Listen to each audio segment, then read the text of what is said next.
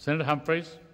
Mr Deputy President, I want to rise and speak in this debate as a representative of the party which Senator Billick says doesn't care about the conditions of working Australians, but which I recall in government over 12 or 13 years was able to deliver real increases in the take-home pay of working Australians of almost 20%. That is, increase in the take-home pay after inflation of Australian workers, particularly those at the lowest level of the socio-economic scale. That was where we demonstrated how well we regard the needs and interests of Australian workers. Mr Deputy President, it's clear from this debate tonight that neither Senator Billick nor Senator Hutchins nor Minister Arbib in the course of question time, nor for that matter Minister Gillard or the Prime Minister are able to face the bleeding obvious fact that Labor is in the process, as we speak, of breaking a clear promise it made to the Australian people at the last election, which was that they would be able to implement an Award Modernisation program throughout Australia without disadvantaging either employers or employees. We can see that. Every employer organisation in Australia can see that. A number of unions can see that and have said so publicly.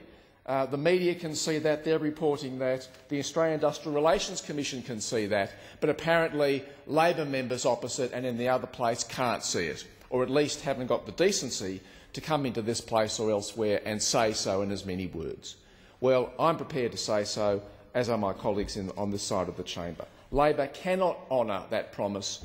It is a complete farce, and the process of implementing industrial relations reform is giving flesh to that broken promise in a way which is damaging the interests of employment in Australia. And what do I mean by that?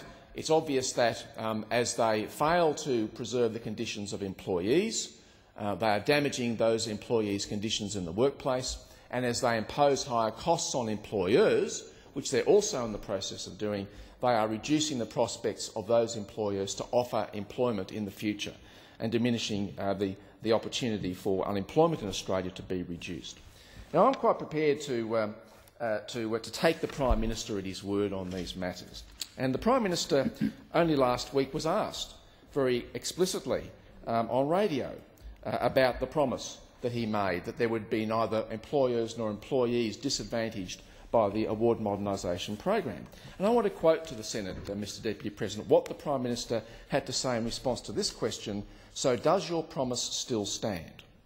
The Prime Minister said, so you see in the determination, in large part responsive but made independently of government submissions to the AIRC, firstly a long-term transition process because we are acutely conscious of the impact of the global economic recession, both employers and employees, but secondly the specific provisions also to assist with any ups or downs in the process, and thirdly a capacity to review those on the way through." Unquote. What does that mean? What does that mean? Is that yes, no, maybe, I'm having a good day and I'm thinking about what I'm going to have for dinner tonight? I mean, this was the Prime Minister of Australia asked to confirm his commitment to the Australian people, to workers in Australia, that there would be no one worse off as a result of his Award Modernisation program. And he couldn't do it. I have to say he went on to be asked the same question, almost in exactly the same words, twice more by the journalist, and gave answers similarly mystifying, similarly opaque, which I dare not quote to the Senate in case people fall asleep.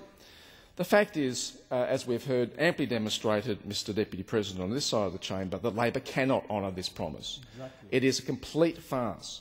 And as they are going about grappling with the falsity of the promise that they have made, they are doing real damage to the prospects of employment in a whole range of sectors across the Australian community. I've also been talking, as Senator Birmingham has and Senator Fisher has, to Australian employers about what's happening in their particular sectors. I spoke last week to the Pharmacy Guild, who talked about how the capacity for students to work on a part-time or casual basis within that industry is being squeezed out by the Award Modernisation process. The Guild has gone to the Industrial Commission to ask them to fix these problems. They are not being fixed. There are serious concerns, and these awards begin in a few weeks' time. We are not seeing a responsiveness to these problems, and as a result, Australian workers and employers will suffer.